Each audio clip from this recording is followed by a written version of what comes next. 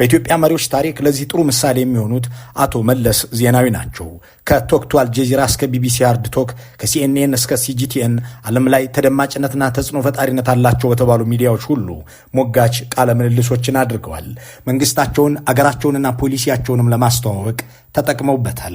ከዚህ በተጨማሪም ቢሮአቸው ጋዜጣዊ መግለጫዎችን በማሰናዳት ከሀገር ውስጥም ሆነ ከውጭ መገናኛ ብዙሃን የትኛውንም አይነት ጥያቄ እየተጠየቁ ይመልሱ ነበር። በብዛት በአማርኛና በእንግሊዝኛ የሚሰጡትን መግለጫ በየሩብ ዓመቱ የሚያደርጉት እንደነበርና ይህም መንግስት ፖሊሲ ቀርጾለት በኮሚኒኬሽን ስትራቴጂውን ማስቀምጦት የሚያደርገው እንደነበር ባልደረቦቻቸው ያስታውሳሉ።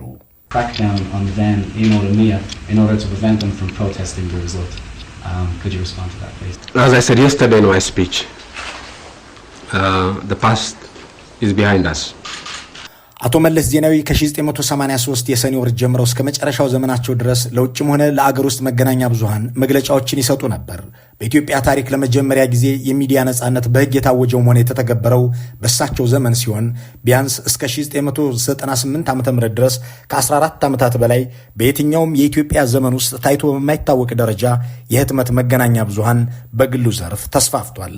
ባለጠመንጃም ማጅራት መችም ኢሰፓም ኢሃፓም የነበረው ሁሉ ጋዜጠኛ ሆኖ በነጻነት እንዲሰራ እሳቸውንና መንግስታቸውን ብቻ ሳይሆን ቤተሰባቸውንና ዘርማንዘራቸውን ብሔራቸውንም ጭምር እየዘለፈና እየሰደበ እንዲኖር ተፈቅዶለት ነበር።